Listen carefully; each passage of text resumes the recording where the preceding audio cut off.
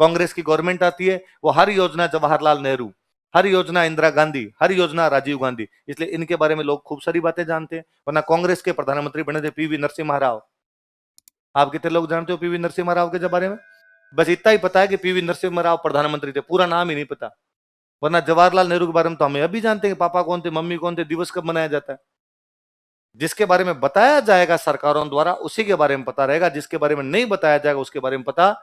देवगौड़ा भी भारत के प्रधानमंत्री बने थे, पर देवगौड़ा के बाद में आगे हम कुछ नहीं जानते, क्योंकि देवगौड़ा की पीढ़ियों ने तो राज किया नहीं। देवगौड़ा की पार्टी आगे प्रधानमंत्री और बनाती तो देवगौड़ा के बारे में कुछ ना कुछ लिखवा देते। मैं तो और कहता हूं, शास्त्री जी के बारे में कितने जानते हैं? यदि शास्त्री जी का जन्म 2 अक्टूबर को ना हो तो शास्त्री जी की जयंती याद नहीं रहे। अक्सर कई बार लोग कहते हैं देखो महात्मा गांधी के चक्कर में शास्त्री की जयंती भुला दी गई। मैं कहता हूं भला मानो 2 अक्टूबर को है, महात्मा गांधी के चक्कर में शास्त्री जी की याद हो गई, वरना महात्मा गांधी की तो मनाते। शास्त्री की यदि 2 की जगह 7 या 10 होती, शास्त्री की कोई नहीं जानता। लोग बताओ फिर देखे कि अपने नरसिम्हा राव की जयंती कितने लोग जानते हैं कि कब आती है जयंती? देवगौड़ा की जयंती कब आती है? आई के गुजराल की जयंती कब आती है? प्रधानमंत्री तो बने थे भारत के, तो वैसे शास्त्री जी बन के रह जाते। पता उन्हीं के बारे में चलता है जिनके बारे में सरकारों द्वारा बताया जाता है। आज सरकारें यह है, उस टाइम की सरकारें वो थी। आई बात सिंपल सी। ये मैं कहता हूं बीजेपी की गवर्नमेंट आ गई इसलिए अटल बिहारी वाजपेयी के बारे में फिर भी योजना वगैरह शुरू हो गई, वरना वाजपेयी को नहीं जानते आगे आने वाली पीढ़ी कि कौन था कौन नहीं था। तो जब आपकी पीढ़ियां, आपकी पार्टी, आपकी विचारधारा राज करेगी तभी आपके बारे में चीजें पता चलेगी, वरना चीजों को पता। ये बीजेपी आई तो बीजेपी ने योजना निकाली दीनदयाल उपाध्याय, तो लोगों ने कहा है कौन है, हम तो जानते ही नहीं। तो बीजेपी ने कहा नहीं साहब, पहले हमारी पार्टी थी जनसंघ, और जनसंघ के संस्थापक श्यामा प्रसाद मुखर्जी और दीनदयाल उपाध्याय थे। तो इतने साल तक हमने नहीं जाना। बीजेपी ने कहा इतने साल हमारा राज ही नहीं था, राज कांग्रेस का था, कांग्रेस का राज था, तो कांग्रेस दीनदयाल उपाध्याय के नाम पर क्यों चलाएगी योजना? ये बीजेपी एक योजना बता दो इंदिरा गांधी राजीव गांधी के नाम पे चलाती हो तो। मैं कहता हूं इनका यदि 50 साल और लगातार रह जाए तो भाई राजतंत्र जैसा नहीं, लोकतंत्र चेंज हो सकता है, 5 साल बाद में चेंज हो जाए। यदि राजतंत्र हो और आगे इन्हीं का राज रहे तो लोग भूल जाए इंदिरा गांधी राजीव गांधी नाम के लोग इस दुनिया पर पैदा हुए थे। सारी बिल्डिंग खत्म कर दो, नए नाम लगा दो वहां पर, इतने में खत्म हो जाएगी चीजें अपने आप में। तो आगे चंद्रसेन की पीढ़ियां राज नहीं कर पाती है, इसलिए चंद्रसेन के बारे में जानकारियां नहीं है। उदय सिंह की पीढ़ियों ने राज किया और वो मुगलों के सहयोगी थे। चंद्रसेन मुगलों का क्या था, इसलिए चंद्रसेन क्या कहा जाता मारवाड़ का, है ना? ये तो रेऊ है जो इसको बाहर निकाल रहा है, वरना तो भूला हुआ ही रहता। बीएन रेऊ नहीं आते, और बीएन रेऊ यदि चंद्रसेन वाली हिस्ट्री नहीं पढ़ते तो कुछ भी पता ही नहीं चलता हमें चंद्रसेन के बारे में। क्या अभी तक भी चंद्रसेन के बारे में खूब सारी चीजें हैं जिनके बारे में कोई जानकारियां नहीं, और अपने डंके डंके इतिहासकार इतनी मूर्ख बातें करते हैं जिसकी हद नहीं। अक्सर मैं बड़ा यूं हंसता हूं इन बातों पे कि कोई आदमी आकर कह देता है महाराणा प्रताप अकेले लड़े थे अकबर के खिलाफ। जब महाराणा प्रताप लड़ रहे थे राजस्थान के सब राजा मुगलों के साथ में खड़े थे। मारे सब कहां खड़े थे? ये 2-4 आमेर जैसलमेर बीकानेर वालों को गिन के तुम सब कहते हो। चंद्रसेन उसी टाइम में लड़ रहा है, उसी टाइम में डूंगरपुर वाला आस्करण और बांसवाड़ा वाला प्रताप सिंह है, उसी टाइम में जालौर का ताज खान है, उसी टाइम में सिरोही का सुल्तान है, उसी टाइम में ईडर का नारायण दास है। सारे के सारे तो मिले में। और मतलब लॉकडाउन में और एक ख्यात पढ़ रहा था, पुरानी एक ख्यात पढ़ रहा था, उहड़ राठौड़ों की ख्यात है। उस उहड़ राठौड़ों की ख्यात में वर्णन है कि जैसलमेर के राजा हर राज मर जाते हैं। कौन मर जाते हैं? जैसलमेर के राजा हर राज। तो चंद्रसेन और प्रताप दोनों एक साथ वहां पर बैठने के लिए गए। बैठना समझते हो? कोई मर जाता तो अपने वहां, तो चंद्रसेन और प्रताप दोनों एक साथ वहां बैठने के लिए गए। तो पहले यहां से वो ये मारवाड़ में मिलते हैं, प्रताप यहाँ मेवाड़ से मारवाड़ आता है, चंद्रसेन मारवाड़ में था। यहां से दोनों जाते हैं आबू। आबू में वहां पर देवल रहते थे, देवल राजपूत थे, प्रतिहारों की एक ब्रांच है देवल। देवल महाराणा प्रताप के सहयोगी थे। देवल आबू के अंदर वहां पर मुगलों को परेशान कर रहे थे, इसलिए महाराणा प्रताप चंद्रसेन देवल गए, और देवल जाके वहां सॉरी आबू गए। आबू में देवलों को राणा की उपाधि थी। किसकी उपाधि थी? महाराणा प्रताप ने कहा मैं राणा हूं, इसी प्रकार तुम भी मुगलों से लड़ रहे हो तो तुम भी यहाँ के क्या हो? राणा। फिर दोनों वहां से देवलों के उस प्रतिनिधि को साथ में लेके जैसलमेर गए, हर राज के वहां पे घर पे बैठे। जाने से पहले वो नागाना गए, नागणेची माता के मंदिर में दोनों ने धोख लगाई।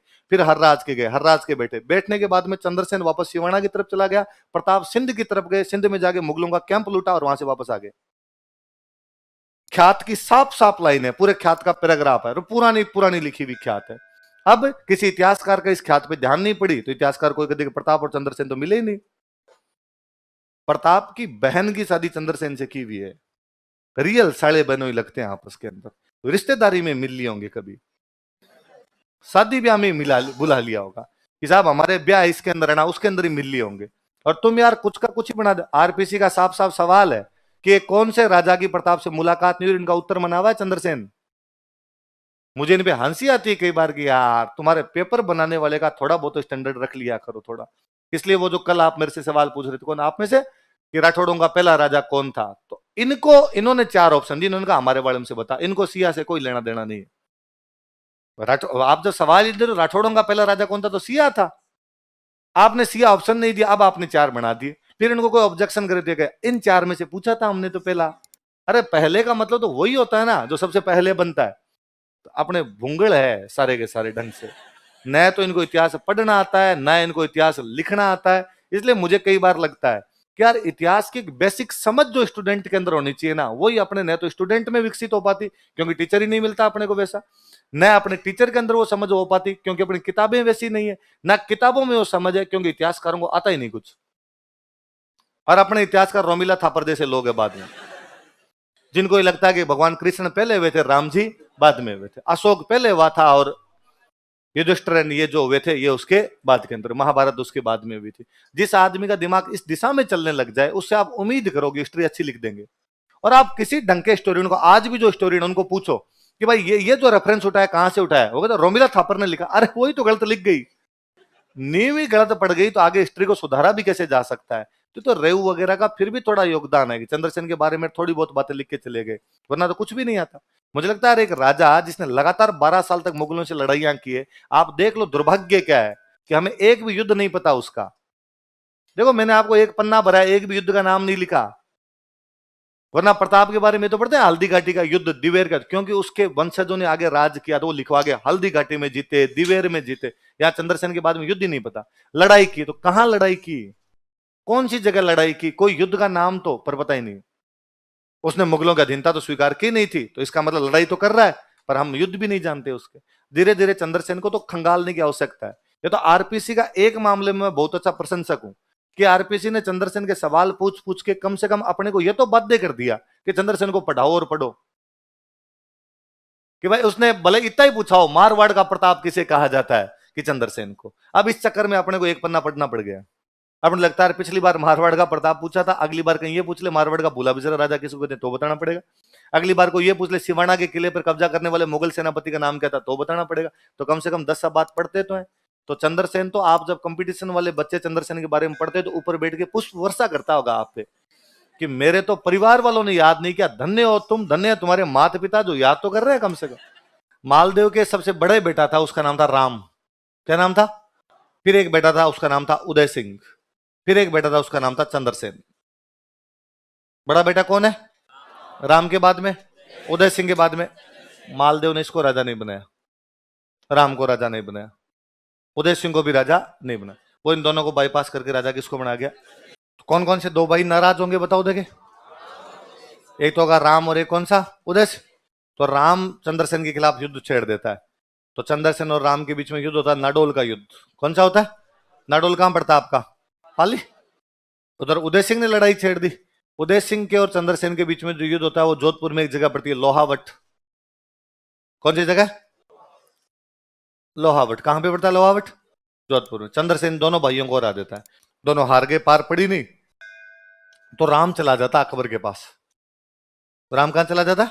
अकबर को। और अकबर को जाके उसने कहा कि बादशाह अकबर, मैं मालदेव का सबसे बड़ा बेटा हूं, लेकिन पिताजी मेरे को राजा नहीं बना के गए, हमारे तीसरे भाई चंद्रसेन को राजा बना गए, तू हमारी सहायता कर। अकबर को मजा आ गया, क्योंकि मालदेव शक्तिशाली राजा था, इसलिए अकबर की मालदेव पर आक्रमण करने की कभी भी हिम्मत नहीं हुई। अब तो मालदेव के खुद के बेटे लड़ रहे हैं, तो एक तो मौका मिल रहा है। फिर एक बेटा तो उसके पास ही आया बेटा, उसने कहा राम पक्की सहायता करेंगे, चिंता मत कर।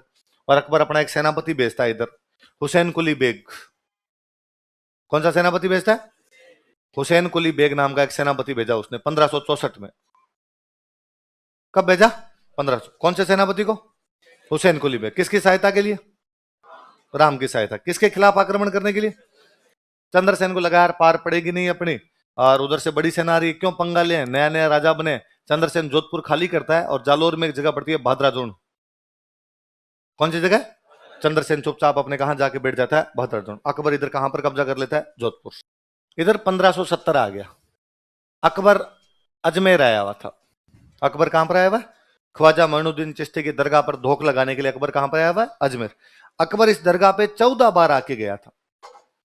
कितनी बार आके गया? और इस दरगाह को उसने 18 गांव दान में दिए थे। कितने गांव दान में दिए? कि भाई इन 18 गांव की जो भी इनकम आएगी अकबर नहीं रखेगा, वो इनकम कौन रखेगी? दरगाह। कितनी बार पैदल आके गए? कितनी बार आके गए यहाँ पे? 14 बार आके गए। कितने गांव दान में दे के गया? एक बार ऐसा है, वो कब आया हुआ था यहाँ पे? 1570। कहां पे आया हुआ है? अजमेर। उस साल अपने भयंकर अकाल पड़ा हुआ। राजस्थान में अकाल ज्यादा पड़ते ही थे, उस साल और भयंकर अकाल पड़ा हुआ। अभी होता है ना कई बार, मान लो अपने कोई बड़ा नेता आया हुआ अपनी कॉलोनी में, तो कॉलोनी वाले सारे जाते हैं, साफ सड़क बनवाओ, हमारे लाइटें नहीं, लाइटें लगवाओ। तो पहले बड़े नेता ये राजा महाराजा होते, तो अकबर के पास में लोग गए और जाकर कहा कि बादशाह अकबर, हमारे अकाल पड़ा हुआ है, अकाल में सहायता तो कर दे यार थोड़ी। तो अकबर ने कहा ठीक है, बताओ क्या सहायता करनी है यार, चला को अकाल राहत काम चला। तो उसने कहा ठीक है, मैं तुम्हारे राजाओं से बातचीत करता हूँ, तुम्हारे राजाओं से बातचीत करके कोई हल निकालते हैं। तो उसने अपने पश्चिमी राजस्थान के राजाओं के पास में मैसेज किए कि लो सारे नागौर राजाओं बैठ के बातचीत करेंगे। कहां पर आ जाओ? तो उसने अपना दरबार कहां पे लगा लिया? नागौर में दरबार लगा लिया। अब पश्चिमी राजस्थान में अपने 3 बड़ी रियासतें पड़ती थी, बीकानेर, जोधपुर, जैसलमेर। कौन कौन सी थी? बीकानेर में राजा था कल्याणमल। राजा कौन है? ये आ गया। जैसलमेर का राजा था हर्राज। राजा कौन था? हर्राज। ये आ गया। इधर चंद्रसेन का एक भाई है ना, उदय सिंह, ये पहुंच गया। ये चंद्रसेन से पहले ही चला गया। ये गया उदय सिंह, और इसने जाके, ये तीनों वहां पहुंचे पहले। कौन कौन? आपके बीकानेर का कल्याणमल, जैसलमेर का हर्राज, और चंद्रसेन वाला भाई कि हाँ भाई बता अकबर, तेरा समाचार आया था कि नागौर आके मिलो, अकाल की कोई बात करनी है। अकबर ने कहा बैठो रे एक बार, चाय पानी पियो। अरे अकाल की बात तो करते रहेंगे, पहले ये बताओ तुम में से संधि कौन कौन कर रहा है? और अकबर ने कहा यार देखो, लड़ाई में कुछ ही नहीं पड़ा, लड़ोगे तो तुम्हारे भी घाटा और मेरे भी घाटा। मेरे घाटा कम होगा और तुम्हारे ज्यादा होगा। मेरे पास तो बड़ी सेना है, तुम मर जाओगे। वैसे तुम्हारे हर साल अकाल पड़ते हैं, खाने के तुम्हारे पास दाने नहीं है, कहां से इतनी सेना लाओगे? तो अपने संधि कर लेते हैं, तुम तुम्हारे राज करो, मैं मेरे राज करूंगा, मैं तुम्हें डिस्टर्ब नहीं करूंगा, तुम मुझे डिस्टर्ब मत करना। इन तीनों ने हाथों हाथ बात मान ली, इन तीनों ने अकबर से संधि कर ली। तो कोई पूछेगा 1570 में नागौर में अकबर से कौन कौन संधियां कर लेता है? बीकानेर का कल्याणमल, जैसलमेर का हर्राज, और चंद्रसेन का भाई उदय सिंह। चंद्रसेन का भाई उदय सिंह अभी तक राजा तो है नहीं कहीं का, पर इसने संधि कर ली। ये बात हो गई पहले दिन। अगले दिन यहां पर आता है चंद्रसेन। चंद्रसेन को भी समाचार थे, अकाल की बात करने के लिए चंद्रसेन आया। चंद्रसेन को आते ही पता चला कि यहाँ पे तो अकाल की बात है नहीं, बात हो रही है संधि की। किसकी हो रही है? और उसे पता चला कि वो बात भी अपने भाई ने तो कर ली, उदय सिंह ने कर ली। तो उसको लगा अकबर से मिलने में क्या फायदा है, जिस काम के लिए आए थे वो काम तो यहाँ पे है नहीं। तो चंद्रसेन अकबर से बिना मिले चुपचाप अपने बादराजून चला गया। कहां पे चला गया? तो अब कोई पूछेगा क्या चंद्रसेन नागौर दरबार में आया था? हाँ आया था। क्या उसने अकबर से मुलाकात की? नहीं। क्यों मुलाकात नहीं की? उसका भाई उदय सिंह पहले संधि कर चुका था, और अकबर का झुकाव किसकी तरफ था? उदय सिंह। इसलिए चंद्रसेन चुपचाप वापस कहां चला गया? बादराजून। अकबर को बड़ा गुस्सा है कि अच्छा तुम यहां तक आओ और मेरे से मुलाकात नहीं करो। फिर उदय सिंह ने भड़का दिया कि साहब मैंने तो पहले ही कहा था ये सही आदमी नहीं है, आप तो मुझे राजा बनाओ। अकबर ने कहा तुझे राजा तो बाद में बनाएंगे, पहले इसका तो देखते हैं। तो अकबर अटैक कर देता बादराजून। कहां पर अटैक कर देता? बादराजून। तो चंद्रसेन बादराजून खाली करता है और चला जाता सिवाना। कहां चला जाता? सिवाना मारवाड़ के राठौड़ों की शरण स्थली है। इसके बाद भाई 1570 के बाद अकबर ने अटैक करने बंद नहीं किए, और चंद्रसेन ने अकबर की अधीनता स्वीकार नहीं। वो लड़ता रहा, जहां उसे लोकेशन मिलती रही, यहाँ पे अपने पार नहीं पड़ेगी तो आगे चले जाएंगे, यहाँ पार नहीं पड़ेगी वापस आ जाएंगे। लगातार लड़ाइयां की। हम कहते हैं जिस प्रकार मेवाड़ में प्रताप लड़े थे, उसी प्रकार मारवाड़ में कौन लड़े थे? चंद्रसेन। इसलिए कहते हैं वो मारवाड़ के क्या है? प्रताप। बीच में 3-4 साल के लिए चुप्पी सी रही, कोई इधर लड़ाई दंगे ज्यादा हुए नहीं। मैं बताऊंगा आगे चुप्पी भी क्यों रही। 1574 के आसपास में चंद्रसेन ने वापस मुगलों पर अटैक करने शुरू किए। तो सिवाना से बाहर निकल के आता है, जोधपुर की तरफ मुगलों के कैंप उड़ाने शुरू करता है। जोधपुर पे, बहादुरगढ़ पे, यहाँ पे किसका कब्जा हो रखा है? मुगलों का। वो कहां पर बैठा हुआ है? सिवाना। अब वो 1574 के आसपास वापस कैंप उड़ाता है। तो अकबर को लगा क्या किया जाए। तो 1574 में अकबर एक बीकानेर के राजा को अटैक करने के लिए भेजता है, राय सिंह। बीकानेर का राजा कौन है? 1574 में कल्याणमल मरता है। कल्याणमल के मरते उसका बेटा राजा बनता है। उसके बेटे का नाम क्या है? राय सिंह। और कहा राय सिंह तू देख आ रही है मैटर। तो 1574 में जोधपुर पर आक्रमण करने के लिए कौन आया? राय सिंह। उस समय चंद्रसेन के पास में मुख्यतः 2 किले थे। एक किला है सोजत का किला, एक किला है सिवाना। कौन कौन से किले बताओ देखिए? सोजत और सिवाना। सोजत का किला इसने अपने एक बंदे को सौंप रखा था। उस बंदे का नाम था कल्ला राठौड़। बंदे का नाम क्या था? वो नहीं जो हमने पहले पढ़ा था। वो तो 1568 में मृत्यु होगी, 4 हाथ वाला देवता। तो ये दूसरा बंदा। सिवाना का किला उसने अपने एक बंदे को और सौंप रखा था, पत्ता राठौड़। किसको सौंप रखा? ये भी वो नहीं है, वो जो हमने पढ़ा पत्ता चुंडावत है। ये बंदा कौन है? पत्ता। और सोजत का किला किसके पास है? कल्ला राठौड़। सिवाना किसके पास है? पत्ता राठौड़। आक्रमण करने के लिए कौन है? राय सिंह। कहां का राजा है? बीकानेर। कब आया? इसने पहले सोजत पर हमला किया, सोजत का किला छीन लिया। लेकिन अभी सिवाना पर हमला करता है, लेकिन सिवाना के किले को नहीं छीन पाया। तो कोई पूछेगा बीकानेर के राजा ने कौन सा किला छीन लिया था और कौन सा नहीं छीन पाया? सोजत छीन लिया था, लेकिन सिवाना नहीं छीन। सोजत किला किसके पास था? सिवाना किसके पास था? सिवाना मैंने बताया अच्छी लोकेशन थी, जल्दी से नहीं जीती जाने वाली लोकेशन थी। अकबर को लगा अब क्या किया जाए। अकबर ने अपना एक सेनापति चेंज किया। इस बार एक नया सेनापति भेजा, शाहबाज खान। कौन सा सेनापति भेजा? और 1576 में शाहबाज खान सिवाना का किला जीत लेता है। मारवाड़ की संकटकालीन राजधानी एक प्रकार से तो कौन सी है? सिवाना। तो अकबर को लगा कि जब शाहबाज खान ने मारवाड़ की संकटकालीन राजधानी सिवाना छीन लिया, तो क्यों ना इसे मेवाड़ भेजा जाए। और अब मेवाड़ की संकटकालीन राजधानी छीन तू। और हम पढ़ते हैं कि शाहबाज खान कुंभलगढ़ पर 3 आक्रमण करता है, 77, 78, 7। लेकिन कुंभलगढ़ पर वो कब्जा। जुड़ रही है चीजें समझ में? इसी साल चंद्रसेन को एक बड़ा घाटा और होता है। इसी 1576 में जैसलमेर का राजा है हर्राज। जैसलमेर का राजा कौन है? अभी मैंने बताया नागौर दरबार में हर्राज आया था, अकबर से क्या कर लेता है? संधि। तो ये किसकी तरफ है? अकबर। और इसने पोखरण के किले पर हमला कर दिया। कौन से किले पे कर दिया? पोखरण। अब वो पोखरण का किला घेर के बैठा हुआ है। अब चंद्रसेन फंस गया। अब क्या किया जाए? किला बचाया जाए कि नहीं बचाया जाए? और चंद्रसेन को लगा यार अपने पास सेना कम है, और यदि पोखरण के किले को बचाने की कोशिश की गई तो सेना मर जाएगी अपने, फिर अकबर से लड़ेंगे कैसे अपने। इसलिए हर राज को कहता है तो भाई तेरे को पोखरण का किला चाहिए? उसने कहा हाँ। कहते कि लड़ेंगे तो हो सकता है मैं हार जाऊं और तू किले पे कब्जा कर ले, लेकिन तेरे भी बंदे तो मरेंगे।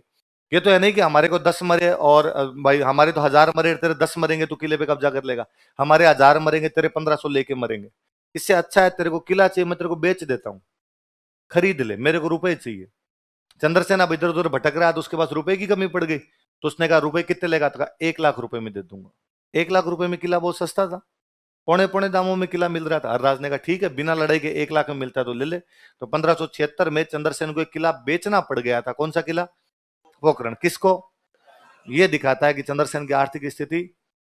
अब देखो हालात, आप जोधपुर हाथ से निकल गया, आपके भद्राजुन निकला हुआ था, सोजत निकल गया, सिवाना निकल गया, पोखरण निकल गया, सारे के सारे आपके आप निकले हुए।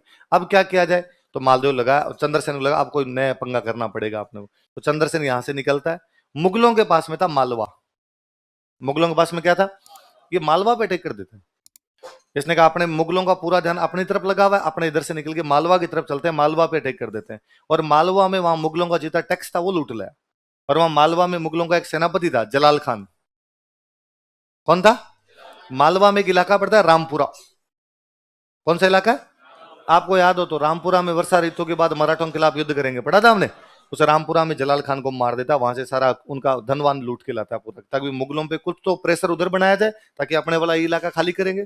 मैंने अभी बताया कि आर्थिक स्थिति खराब हो गई थी, लेकिन अब आर्थिक स्थिति, थोड़े पैसे मिले मालवा से, उधर से लूटपाट करके लाए तो पैसे थोड़े हो गए अपने पास। पैसे हो गए तब सेना वेना वापस जुटाई। 1581 में, लिखना नहीं है सुनना इधर बात, 1581 में चंद्रसेन मुगलों से अजमेर छीन लेता है। मुगलों से क्या छीन लेता है? ये एक बड़ी जीत है। अजमेर मुगलों का राजस्थान में सबसे बड़ा अड्डा है। तो राजस्थान को कंट्रोल मुगल यदि कहीं से बैठ के करते हैं तो कहां से करते हैं? अजमेर से। और वो कौन छीन लेता है? चंद्रसेन। कब? अब मैं एक चीज और बताता हूं, आप गौर करना। 1581, 1582, 1583। 1581 में मारवाड़ का चंद्रसेन मुगलों को अजमेर में हरा के उनसे क्या छीन लेता है? अजमेर। 1582 में महाराणा प्रताप दिवेर के युद्ध में मुगलों की पूरी सेना मार देते हैं। 1583 में दत्तानी के युद्ध में सिरोही का सुल्तान मुगलों की पूरी सेना मार देता है, पढ़ा था। इसलिए 85 के बाद राजस्थान पे मुगलों ने कोई अटैक नहीं किया। वो भी तो यार समझदार होंगे, उनके भी समझ आ रहा था कि हर कोई जब लंका लगा रहा है, तुमसे प्री में क्वेश्चन 25 ही सही नहीं हो रहे हैं, तो कांस्टेबल का दे लिया जाए पेपर।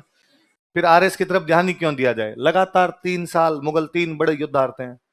इसलिए अकबर भाई, उसके बाद अकबर, ये तो है नहीं कि अकबर ने अटैक करने बंद कर दिए, या तो भाई अशोक की तरह हो। अशोक के लिए कहा जाता है कलिंग युद्ध के बाद उसने भारत में कोई भी आक्रमण, उसका हृदय परिवर्तन हो गया और उसने कहा भाई इतने मिनख मरते हैं यार, आज के बाद में कोई भी लड़ाई नहीं करूंगा। तो कलिंग मतलब उड़ीसा। कलिंग मतलब, तो उसने उड़ीसा पर एक अटैक किया था, उसमें कितने लोग मरे थे, उसके बाद अशोक ने अपने जीवन में दोबारा कोई अटैक किया नहीं। अकबर ने तो खूब अटैक किए। अकबर 85 के आसपास इधर आपके घूम रहा है, काबुल पर कब्जा कर लिया उसने 91 के आसपास, उसने कश्मीर पे कब्जा किया है 92 के आसपास, उसने उड़ीसा पर कब्जा किया है 95 के आसपास, साउथ इंडिया पे कब्जा कर रहा है, मतलब काबुल पे कब्जा कर रहा है, कश्मीर पे कर रहा है, पंजाब पे कर रहा है, बंगाल पे कर रहा है, उड़ीसा पे कर रहा है, साउथ पे कर रहा है। दिल्ली से इतने दूर पड़ते हैं वो कर रहे हैं, दिल्ली के सबसे नजदीक है राजस्थान, वहां नहीं कर रहा। इतनी दूर क्यों जा रहे हो आप, पहले राजस्थान पे तो कंट्रोल करो। पर आपके समझ आ गया था कि राजस्थान अपने कंट्रोल में अब नहीं आएगा, बहुत अच्छे से क्लियर चीज समझ में आ गई थी। पर दुर्भाग्य चंद्रसेन का, 1581 में अजमेर जीतता है। इसी साल वो अजमेर जीतने के बाद पाली के आसपास में रुका हुआ था। पाली में गांव पड़ता था सिंचियाई। कौन सा गांव था? सिंचियाई नाम का एक गांव था। वो सिंचियाई नाम के गांव में पहाड़ों के अंदर रुका हुआ था। वो पहाड़ियां, जो उन पहाड़ियों का नाम है सारण की पहाड़ियां। कौन सी पहाड़ियां? पाली में सारण की पहाड़ियां, उनमें गांव है, गांव का नाम क्या है? सिंचे। यहाँ पे रुका हुआ है चंद्रसेन। साथ वालों ने चंद्रसेन को कहा कि अब अपनी स्थिति थोड़ी ठीक हो गई, अपने पास रुपए भी हैं, अपने अजमेर भी इधर से जीत लिया, उधर से मालवा से भी अपने वो पैसे लेके आ गए, अब थोड़ा ठीक है, सेना थोड़ी और बढ़ाते हैं अपने। हाँ भाई, सेना बढ़ाई जाए। क्या किया जाए सेना बढ़ाने के लिए? तो यार अपने से जो नाराज है ना, उनको अपने पक्ष में करते हैं। नहीं तो चुनाव के टाइम में कि भाई जो अपने नाराज है उसको तो अपने से वोट मिलवाए, तो उससे पहले जाके मिल के आते हैं। तो कई भाई बंधु अपने नाराज हो रखे, इतना लंबा संघर्ष चलता है तो कोई ना कोई भाई नाराज हो ही जाता है, इनको राजी कर लेते हैं ताकि भाई तो साथ में रहे, बाद में दुश्मनों को देखेंगे। तो वह ठीक है। तो यही एक सामंत रहा करता था चंद्रसेन का, चंद्रसेन से नाराज था बेरीसाल। क्या नाम था? तो कहा बेरीसाल नाराज चल रहा है अपने से, बेरीसाल को राजी करते हैं। तो ठीक है, लो चलो क्या करना पड़ेगा, मैं खुद चल लेता हूँ बेरीसाल के घर पे, बेरीसाल राजी हो जाए तो। कि हाँ, आप तो चल के उसके घर पे खाना खा लो।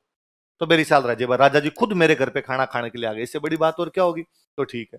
तो बेरीसाल के घर पे खाना खाने के लिए गया, कहते जब वापस लौट रहा था तो उल्टियां करते हुए आया था। बेरीसाल ने जहर मिला दिया था, तो चंद्रसेन की मृत्यु हो जाती। राजस्थान के 3 राजा इस दुर्भाग्य के शिकार हुए जब उनके साथ वालों ने उनको जहर दिए थे, सांगा, राज सिंह और चंद्रसेन। राज सिंह इसी पर, राज सिंह वाला युद्ध तो और बड़ा शानदार है। राज सिंह जब यहाँ पे लड़ाइयां कर रहे थे औरंगजेब से, तो औरंगजेब का एक बेटा आक्रमण करने के लिए आया था, आजम। कौन आया हुआ था? आजम। आजम आया था। तो राज सिंह आजम के पास लेटर लिखते हैं, और आजम कहते हैं कि क्या रे, छोटी छोटी सेना ले लेके आते रहते हो, कभी 1500 आदमी आते हो, और कभी 3000 आदमी आते हो, कभी 5000। एक बार ढंग की लिया और ढंग की लड़ाई कर लेते हैं, पर इस बार ढंग का युद्ध करेंगे, ढंग से आना। ये बार बार की लड़ाइयां बंद करो, जो होगा वो एक बार में देख लेंगे। और नाथ द्वारा के आसपास इनको कहीं पर लड़ाई करनी थी। आजम उधर से अपनी एक लंबी चौड़ी 50-1000 की सेना लेके आ रहा था।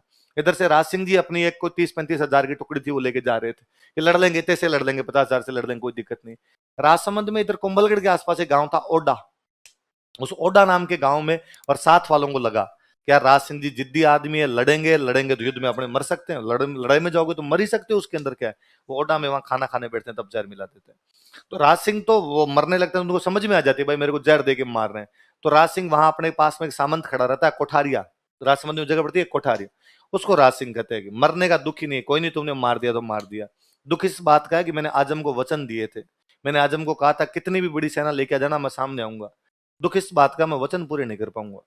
काश तुम जहर नहीं देते, इससे अच्छा तो युद्ध में मुझे और किसी तरीके से मार देते, मैं लड़ तो लेता उससे जाके। फिर वो कोठारिया का सामंत था रुकमानंद, रुकमानंद पास में खड़ा था। उसने कहा चिंता मत करो, आपके वचनों का पालन मैं करूंगा। अब भले हम हारे हैं, भले जीते हैं, लेकिन आजम से जाके लड़ लेंगे, आजम से जाके हम मर जाएंगे। रुकमानंद लड़ता है, लड़ता हुआ मारा जाता। थोड़ी सी सेना लेके गया, आजम से मरना ही था बाद में वो।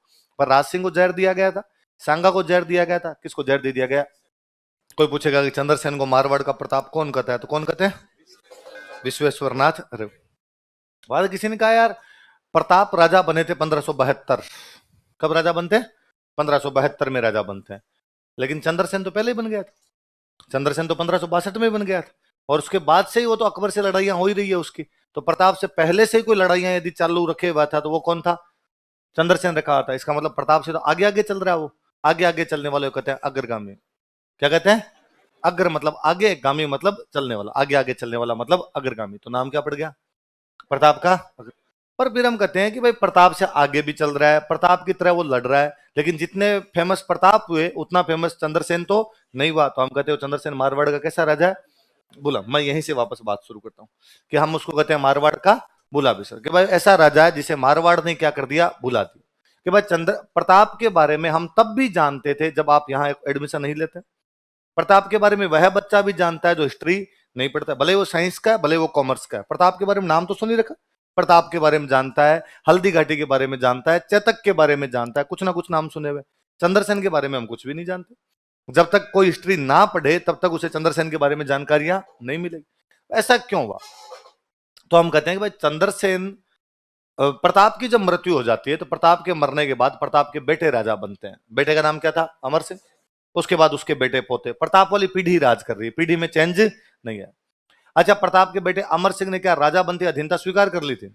मैंने बताया था, उसने 17 युद्ध जीते हैं मुगलों के खिलाफ और फाइनली 1615 में संधि कर भी ली।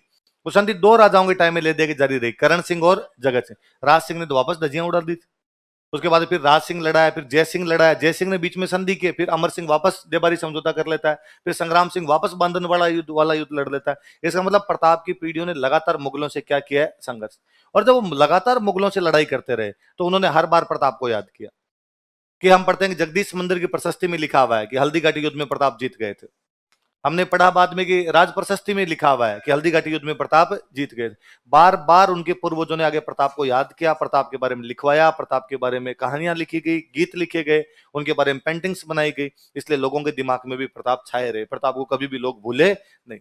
हर राजा ने अपनी सेना को मोटिवेट किया तो ये कहा वैसे ही लड़ेंगे जैसे प्रताप लड़े थे, उसी प्रकार मारेंगे मुगलों को जैसे दिवेर में प्रताप मार के आए थे, उसी प्रकार पहाड़ में रोक लेंगे मुगलों को जैसे हल्दी घाटी में प्रताप ने रोक लिया था। इसलिए कभी भी जनता के दिल से प्रताप निकल नहीं पाए। यहां मारवाड़ में यह हुआ कि चंद्रसेन मरता है, चंद्रसेन के मरते ही मारवाड़ का राजा बनता है मोटा राजा उदय सिंह। ये जो उदय सिंह है, उदय सिंह शरीर में मोटा था इसलिए अपने क्या कहते हैं उसको? मोटा रहा। तो चंद्रसेन के मरने के बाद उदय सिंह, जो चंद्रसेन वाला भाई है, वो राजा बन गया, उदय सिंह राजा बन गया। उदय सिंह के बाद उदय सिंह के बेटे पोते पड़पोते सड़पोते राजा बने। मतलब चंद्रसेन वाली पीढ़ी ने राज नहीं किया। कौन सी पीढ़ी ने राज किया? उदय सिंह। अब मुझे बताओ, क्या उदय सिंह या उदय सिंह की पीढ़ी के लोग चंद्रसेन के बारे में एक भी अच्छी बात लिखवा सकते हैं? अब मान लो उदय सिंह लिखवाए, उदय सिंह लिखवाए भाई एक किताब लिखो और लिखो उसमें कि मेरा भाई चंद्रसेन महान आदमी था। तो सवाल यह है कि महान क्यों था चंद्रसेन? हर एक अकबर के खिलाफ लड़ा था। अच्छा, वे लोग जो अकबर के खिलाफ लड़ते हैं वो महान होते हैं? कहां? फिर तू लीचड़ों का सरदार है, तू तो अकबर से संधि किए बेटा है। अब उदय सिंह के बाद में उसके बेटे पोते पड़पोते होंगे, क्या वो उदय सिंह के बारे में एक भी ढंग की बात लिखवाएंगे? आपकी मान डाकण कौन? सॉरी, चंद्रसेन के बारे में, चंद्रसेन के बारे में कभी भी अच्छी बात नहीं लिखवाएंगे। क्योंकि यदि चंद्रसेन के बारे में अच्छी बात लिखवाई जाती है इसका मतलब उदय सिंह पे सवाल उठता है। और कोई भी परिवारजन कम से कम अपने दादा परदादा पे किसी भी प्रकार का सवाल तो नहीं उठाना चाहेगा। इसलिए चंद्रसेन पर पूरे मारवाड़ में कोई किताब नहीं लिखी गई। और यदि किसी ने लिखने की कोशिश भी की होगी तो राजा ने कहा मैं थप्पड़ मारूंगा, किताब जला तेरी। इसलिए आप पूरा जोधपुर घूम लीजिए, चंद्रसेन के नाम पे कोई सर्किल भी नहीं है, चंद्रसेन के नाम पे कोई रोड नहीं है, चंद्रसेन के नाम पे कोई महल नहीं है, चंद्रसेन के नाम पर कुछ ही नहीं मिलेगा आपको। ये तो आजादी से थोड़े टाइम पहले बीएन रेऊ जोधपुर वालों की हिस्ट्री लिखने लगते हैं, तो बीएन रेऊ को ये कैरेक्टर मिला, वरना लोग तो भूल ही गए थे। लोगों को तो पता ही नहीं था चंद्रसेन नाम का कोई राजा इस प्रकार की बातें भी कर गया। रेऊ ने जब किताबें पढ़नी शुरू की तो रेऊ को पता चला कि यार चंद्रसेन एग्जैक्टली वैसे लड़ रहे हैं जैसे कौन लड़ रहा है? प्रताप लड़ रहे। तो रेऊ ने निकाल के कहा कि भाई ये मारवाड़ के क्या है? प्रताप। जब रेऊ ने कहा मारवाड़ के प्रताप, तो लोगों ने कहा साहब ये तो प्रताप से पहले के है, प्रताप ने तो बाद में लड़ाई शुरू की, इन्होंने तो लड़ाई पहले ही शुरू कर दी। प्रताप के राजतिलक समारोह में तो चंद्रसेन गया हुआ था, तब तक तो चंद्रसेन राजा बन चुका था। तो उन्होंने कहा ये प्रताप का क्या है? अग्रगामी। फिर हमने कहा कि भाई मारवाड़ के लोगों ने भुला दिया, इसलिए क्या हो गया मारवाड़ का। अच्छा, एक सवाल ये उठता है कि यार ठीक है, चंद्रसेन का भाई राजा बन गया उदय सिंह, और उदय सिंह के बेटे पोते पड़पोतों ने राज किया, इसलिए चंद्रसेन के बारे में अच्छी बातें नहीं लिखो। चंद्रसेन के खुद के बेटे पोते कर लेते कुछ ना कुछ। तो चंद्रसेन का बेटा था राय सिंह। बेटा कौन था? चंद्रसेन के मरने के बाद राय सिंह ने खुद ने मुगलों का कैंप ज्वाइन कर लिया। भाई यहाँ राजा चंद्रसेन का भाई बन गया, भाई बन गया तो करे क्या? कहीं तो कमा के खाए। तो उसने छोड़ा यार चाचा जी के साथ तो रहना नहीं, चाचा जी की तो पापा से बनती नहीं थी, तो मुगलों के पास ही चला गया। और हम पढ़ते हैं कि दत्तानी वाले युद्ध में मुगलों का सेनापति था जगमाल और राय सिंह। नहीं बताया था मैंने? तब लिखवाया था राय सिंह चंद्रसेन का बेटा है, लिखवाई थी, वो इसी चंद्रसेन का बेटा है। तो राय सिंह 1583 में तो वैसे ही मर गया, फिर वो मुगलों वाली साइड में चला गया था, तो उधर से भी कौन लिखवा था? तो कभी कोई इंटरव्यू में पूछेंगे आपसे कि चंद्रसेन को मारवाड़ का भूला बिसरा राजा कहा जाता है, क्यों भुला दिया लोगों ने? तो कहना उनको कि सर इसलिए भुला दिया कि पीढ़ी परिवर्तन हो गया।